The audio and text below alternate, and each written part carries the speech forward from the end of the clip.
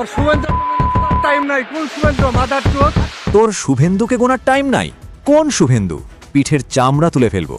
আমাদের মাটি, আমাদের দেশ।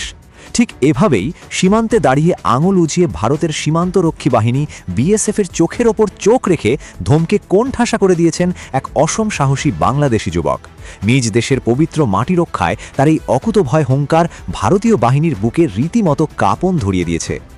সম্প্রতি ভারত বাংলাদেশ সীমান্তে বাংলাদেশিদের পুশ ইন করা বা অবৈধভাবে অনুপ্রবেশ করানোর চেষ্টা চালায় বিএসএফ। তবে তাদের সেই অপচেষ্টা শক্ত হাতে রুখে দেয় বাংলাদেশের সীমান্তরক্ষী বাহিনী বিজিবি এবং স্থানীয় জাগ্রত জনতা।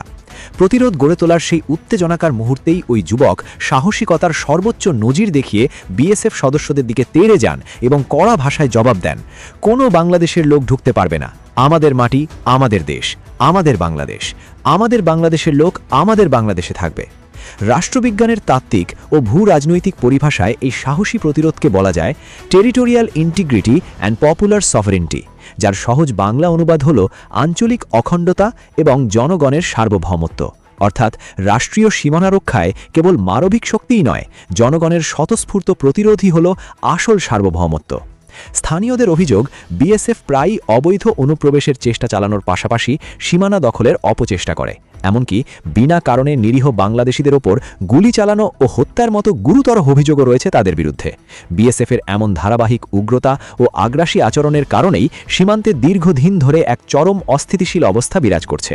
একে রাষ্ট্রবিজ্ঞানের আধুনিক ভাষায় বলা যায় border hegemony versus border resistance, যার অর্থ হল সীমান্তবর্তী আধিপত্যবাদ বনাম সীমান্তের প্রতিরোধ সংগ্রাম। তবে এবারের দৃশ্যপট ছিল একেবারেই ভিন্ন। বিএসএফের চিরচেনা চোখ রাঙানির সামনে মাথা নত না করে বিজিবি ও স্থানীয় বাংলাদেশিদের এমন বুক চিতিয়ে করা প্রতিবাদ সীমান্ত এলাকায় ব্যাপক চাঞ্চল্যের সৃষ্টি করেছে। মাতৃভূমি রক্ষায় বাংলাদেশি ওই যুবকের এই বজ্রকণ্ঠের হুঙ্কার স্পষ্ট বুঝিয়ে দিয়েছে, সীমান্তে আর কোনো ধরনের বিদেশি আগ্রাসন বা দাদাগিরি মেনে নেওয়া হবে না। আমাদের 1 ইঞ্চি মাটিও কেউ কেড়ে নিতে পারবে না। দর্শক, বিএসএফের মুখে মুখে ওই বাংলাদেশি যুবকের এমন কড়া জবাবকে আপনি কিভাবে দেখছেন? আপনার মূল্যবান মন্তব্য কমেন্ট বক্সে লিখে জানান।